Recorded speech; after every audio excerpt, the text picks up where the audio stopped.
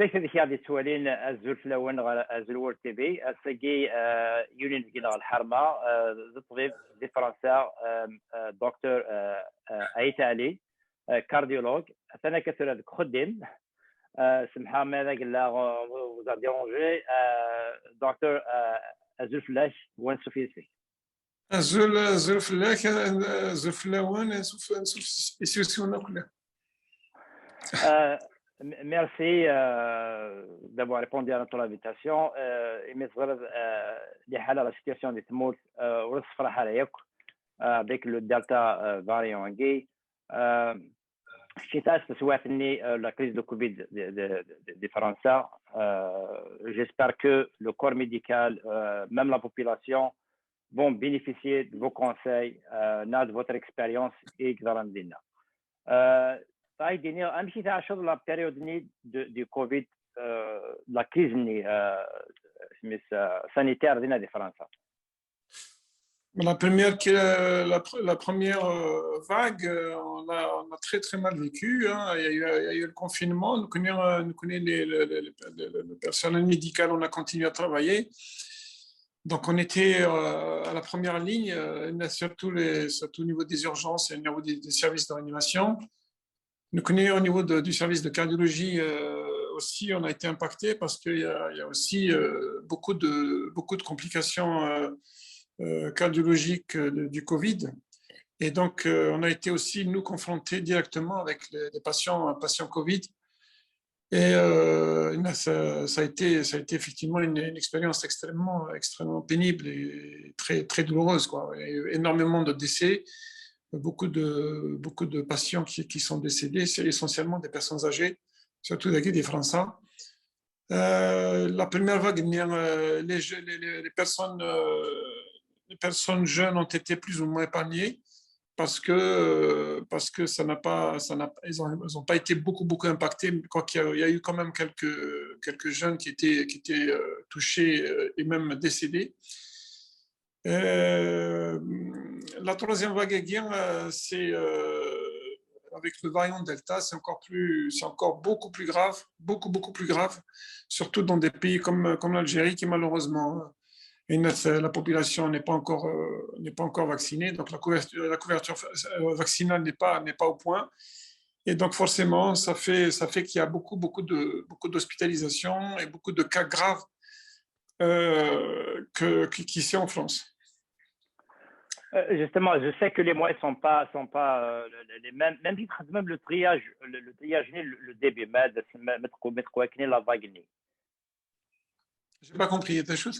Même le triage, parce que vous avez énormément de cas positifs. Des Français, des Italiens, des Américains. Le triage.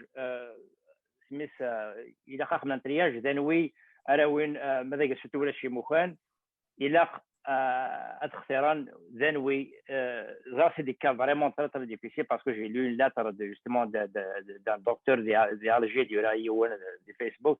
C'est vraiment déchirant ما ادري حق لا سواتني même si oui comment vous êtes organisé mais quoi la vague.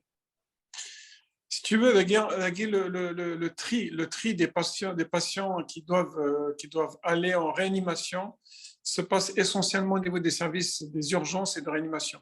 Il y a eu quelques cas de tri, effectivement, dans des Français, où s'il fallait choisir entre deux personnes, s'il y avait un lit de réanimation qui était disponible et s'il fallait choisir entre deux personnes, bien évidemment, la personne la plus jeune avait la place, contrairement à la personne âgée. Il y a eu quelques cas, effectivement, pas tant que ça, parce que en France, les autorités, au niveau des hôpitaux, ils ont réussi quand même à ouvrir pas mal de lits de réanimation, transformer des services en services de réanimation, surtout les salles de réveil, etc. La première vague, les cliniques privées n'ont pas beaucoup été impliquées, mais la deuxième vague, ils ont participé énormément. Donc, dans les Français, il y a eu quelques cas effectivement de tri, mais pas de façon très très importante. Alors, le tri, c'est simple. Hein, s'il fallait choisir entre deux personnes qui devaient avoir une place en réanimation, c'est la personne la plus jeune qui est la moins affectée, la moins grave, enfin, pas la moins grave, mais en tout cas la plus jeune qui avait la place par rapport à la personne âgée. Et c'est Merci. pour ça qu'il y a eu beaucoup de personnes âgées qui étaient décédées, notamment au niveau des maisons de retraite, etc. Merci, Kadim. Justement, le variant anglais le plus dangereux, le plus contagieux. Les mois qui viennent, ce n'est pas les mêmes.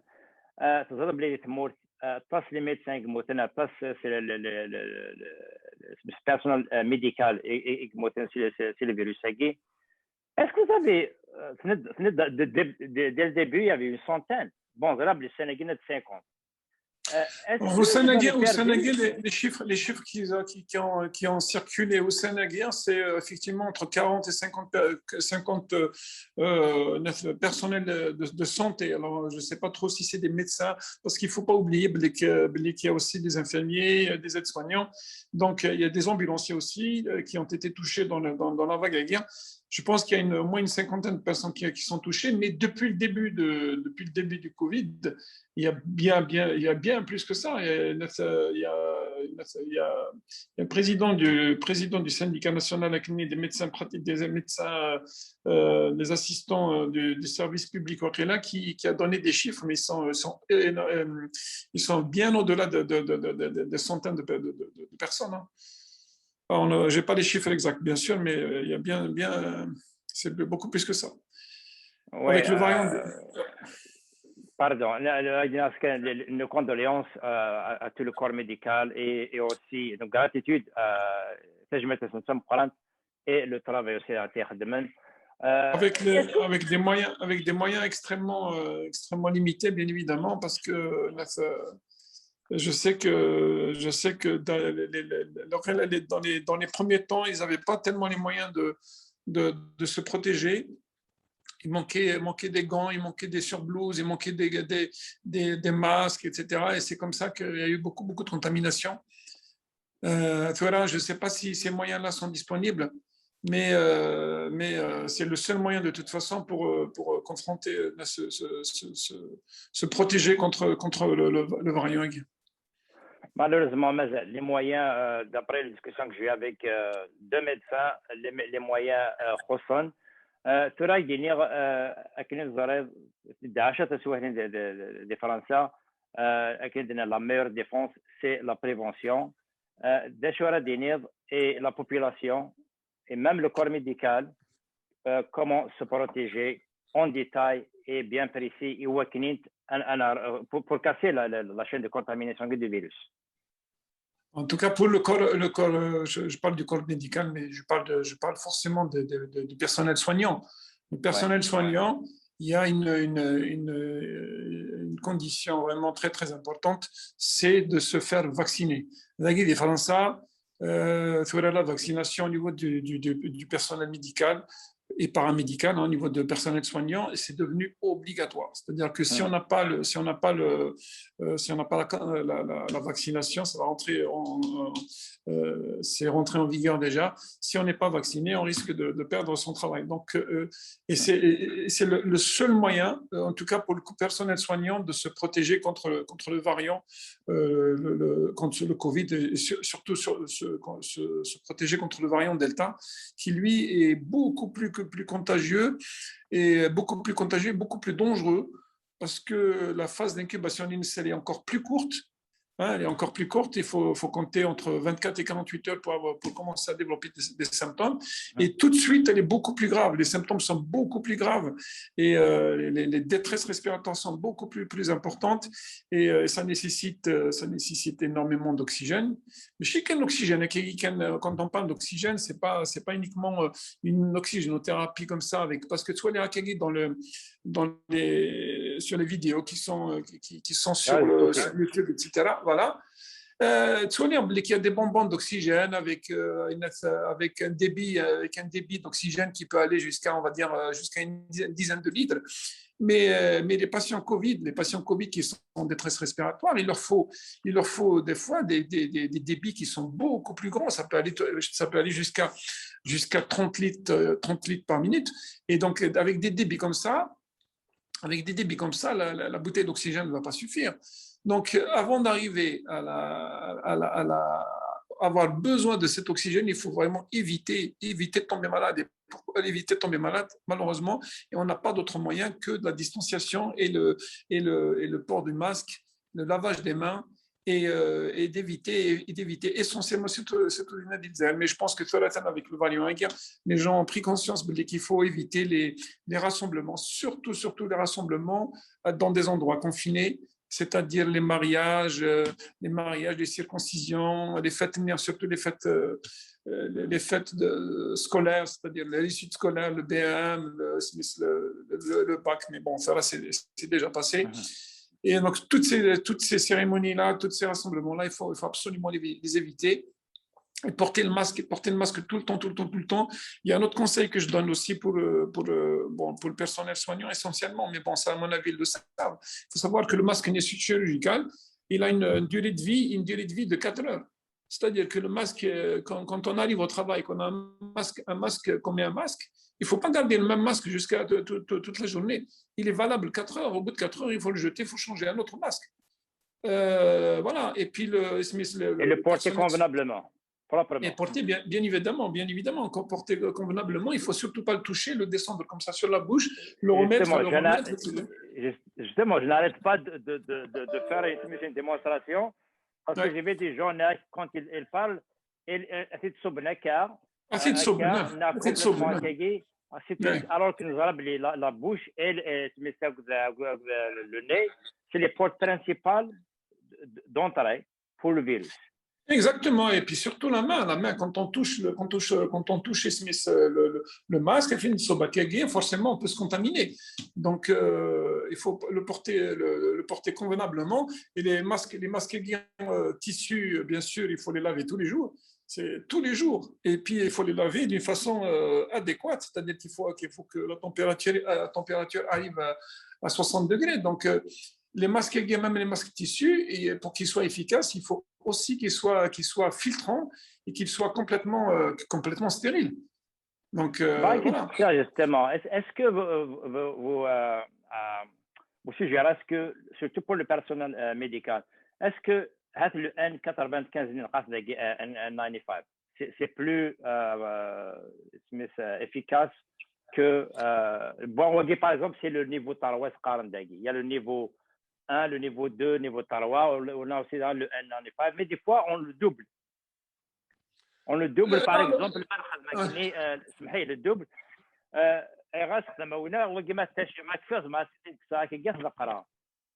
Voilà, qui est encore propre, je ne l'ai pas touché.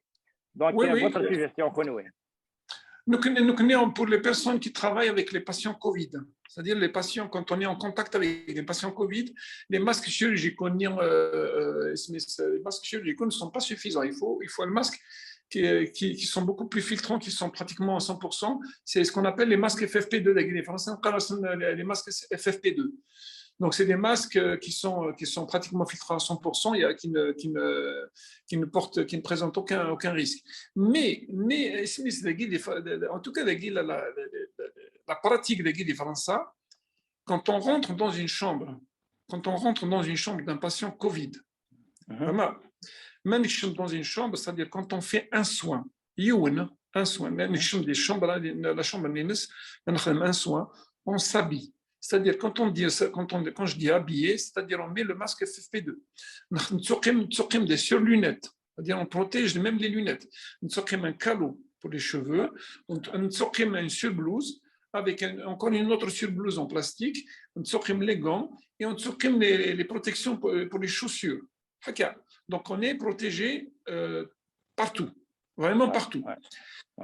En bas, il y a une façon de s'habiller, bien sûr. Même quand on s'habille, bien évidemment, il faut se laver les mains avec le gel hydroalcoolique et on s'habille. On s'habille complètement. Quand on a fini d'examiner le patient, soit les médecins pour les examiner, quand on fait un geste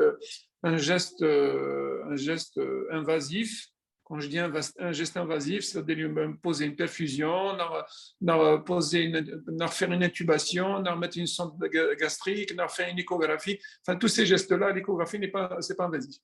Dans tous ces gestes-là, on a une infirmière qui pose une perfusion. Donc, on termine avec le patient, c'est la chambre et on se déshabille complètement. Vous enlevez tout. On enlève tout. Et puis, il y a une façon de se déshabiller, bien évidemment. Quand on se déshabille, on enlève d'abord tout ce qui est infecté. On garde dans la surblouse, le calot, les lunettes. Et ensuite, on enlève les gants et après, on se lave les mains. On est uniquement avec la blouse. Alors, les vidéos que je vois, soit lire des gens qui sont en contact avec leurs parents. Malheureusement, il y a beaucoup de c'est la pratique courante. Hein. Dans le cas du Covid, mais en règle générale, il faut ce qu'ils appellent un garde-malade. Il y a toujours eu un garde-malade, c'est, j'allais dire, historique et culturel. Historique et culturel.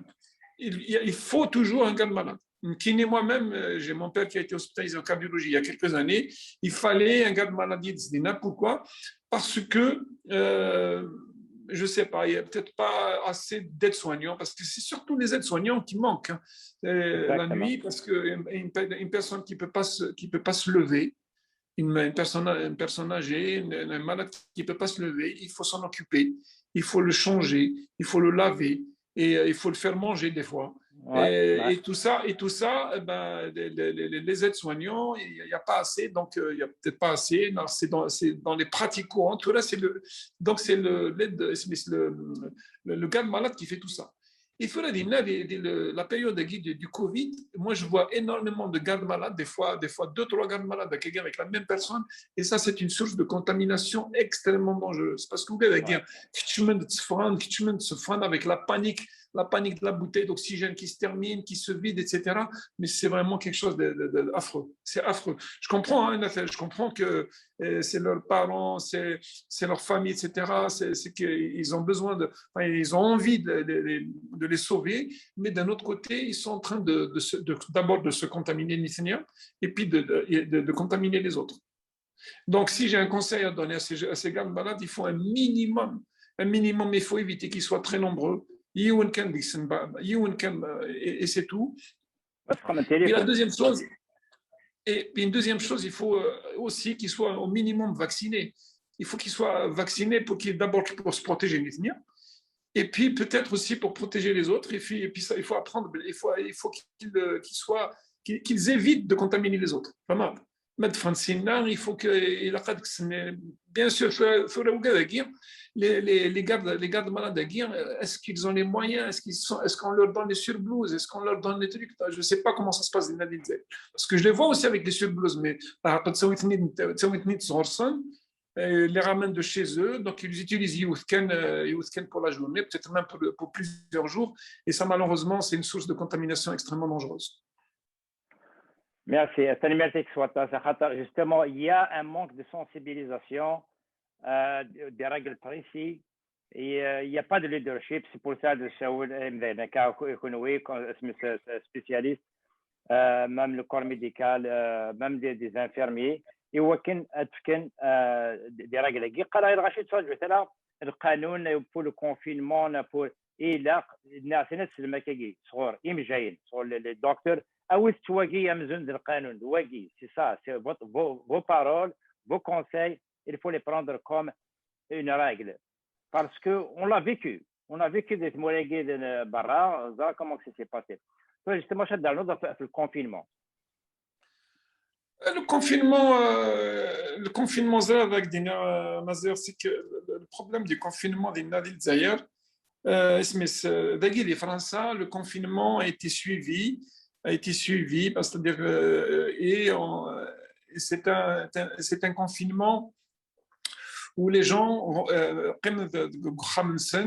mais ils étaient soutenus financièrement. Enfin, ils avaient malgré tout ça des verdem.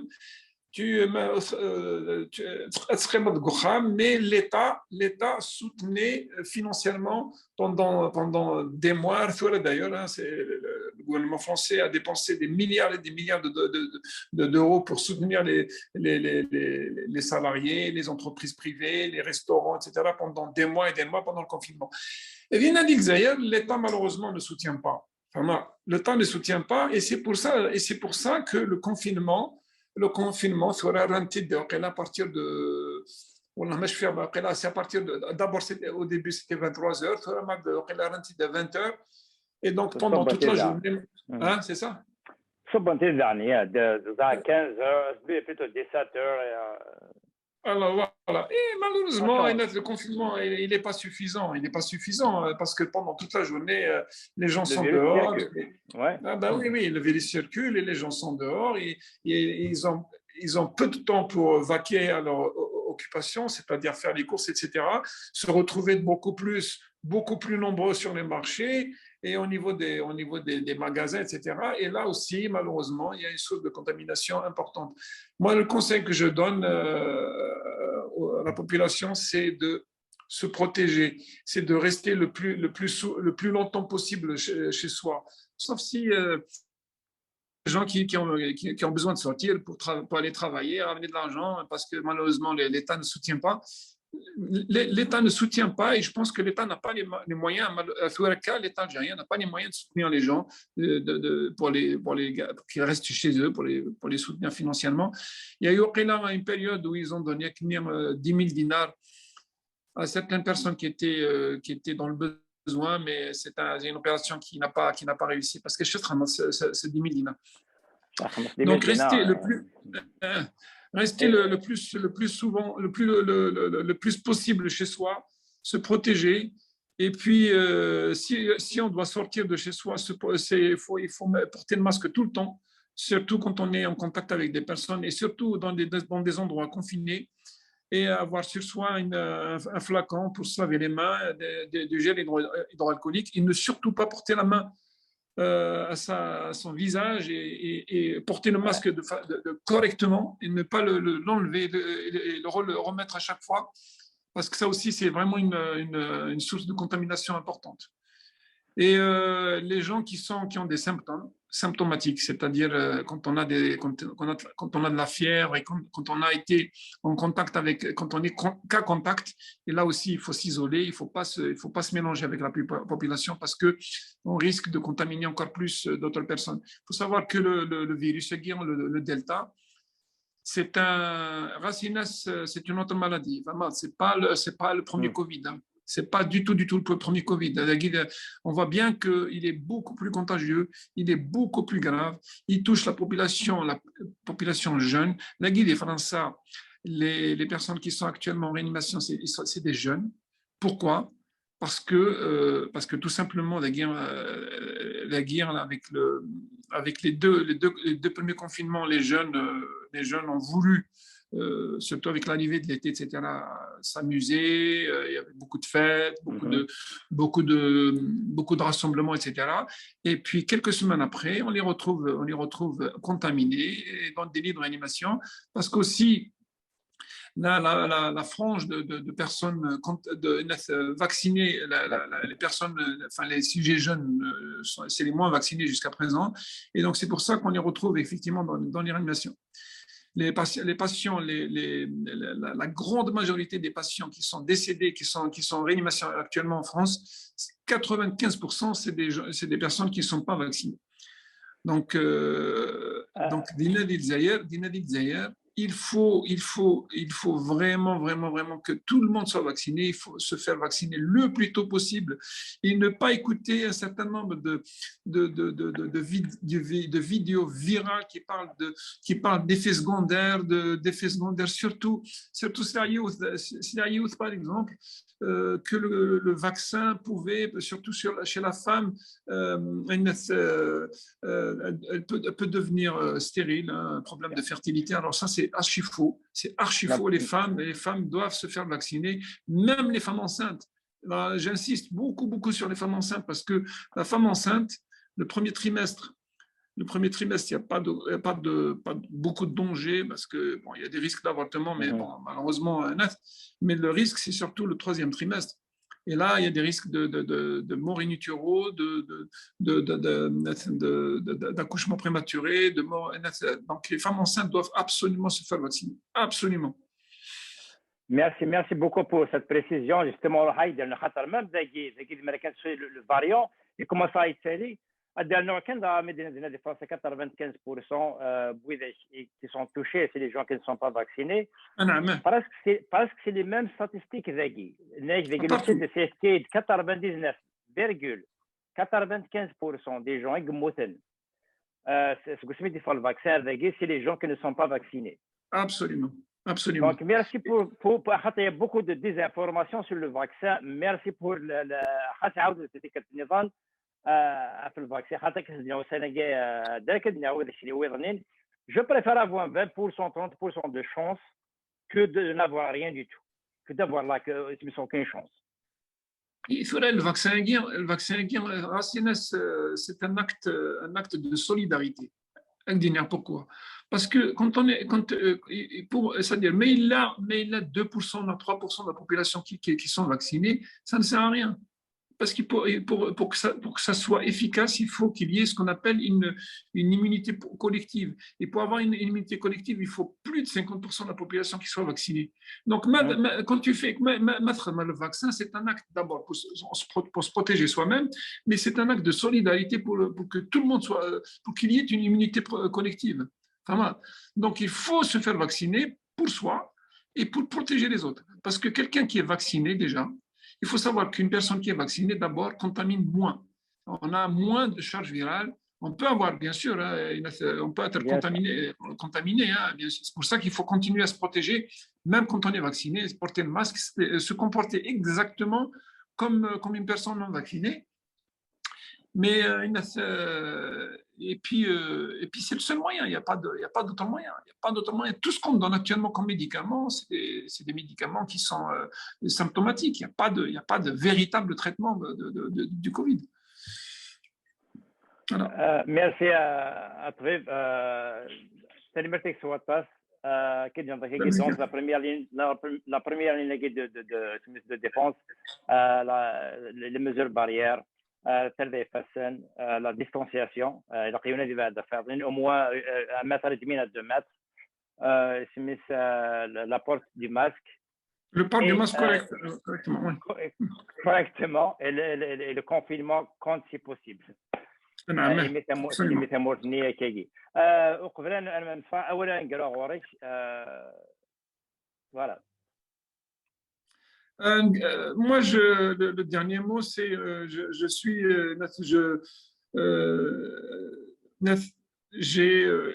j'ai entendu à chaque fois que je vais sur Facebook, je vois des morts tous les jours. Je pense que on n'a jamais vu ça. La première vague, ça n'a pas.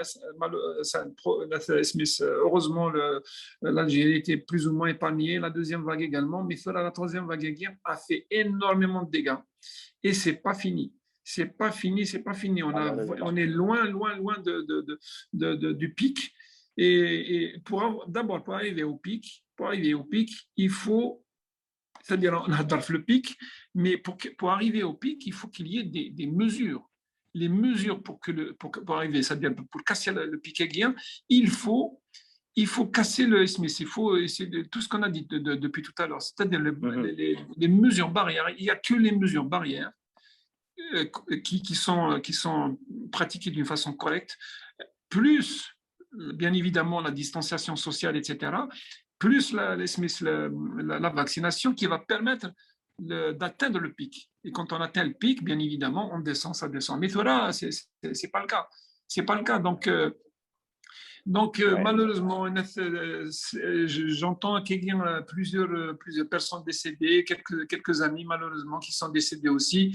Je rends hommage au personnel soignant. Je ne dis pas personnel médical, je parle bien sûr du personnel soignant qui sont en première ligne psychique J'ai même entendu dire, surtout dans des petits hôpitaux, il y a même des retraités qui ont repris leurs fonctions pour aller donner un coup de main à l'hôpital. Et il faut bien évidemment que ces retraités soient vaccinés parce que c'est des personnes âgées, c'est des médecins qui sont âgés. Ouais. S'ils ne sont pas vaccinés, c'est vraiment très, très, très risqué. Il faut qu'ils fassent très, très attention. Quand on fait un acte de solidarité avec quelqu'un, c'est bien, mais il faut se protéger et surtout ne pas tomber dans le piège d'aller comme ça en offrant sans avoir une protection contre soi. Voilà, je rends hommage à tous ces gens qui sont solidaires. Il y a aussi, je rends hommage aussi à certaines entreprises privées d'Inadilzer qui ont Yeah. mis la main à la poche voilà, pour soutenir les hôpitaux, pour créer pour installer plutôt des extracteurs d'oxygène dans les hôpitaux, etc. Ça fait chaud au cœur. Je sais qu'aussi la guerre des Français, il y a beaucoup d'Algériens qui ont Solidarité. contribué. Il y a beaucoup de solidarité, bien sûr. La diaspora a mis énormément de moyens pour envoyer quelques moyens qui sont dérisoires. Il ne faut pas s'attendre à une note. Ça reste dérisoire. Le territoire algérien est énorme, vraiment énorme. C'est bien, mais c'est insuffisant. Il faut que les moyens soient plutôt des moyens locaux, c'est-à-dire que il faut que l'État algérien intervienne d'une façon massive pour aider les hôpitaux, pour fournir de l'oxygène aux hôpitaux et pour éviter l'anarchie qu'on voit actuellement sur certaines vidéos sur YouTube. Voilà. Merci. ترجمتك تم قران. سمحة ماذا on vous a dérangé à quelques خدمة. Non, il n'y a pas de problème. Non, c'est tombé dans un moment d'accalmie, donc ça va. Ah bah, très bien. J'espère que en général, ils vont bénéficier un peu de votre expérience et aussi de vos conseils. تنميرت قيمة ودينا صحيح.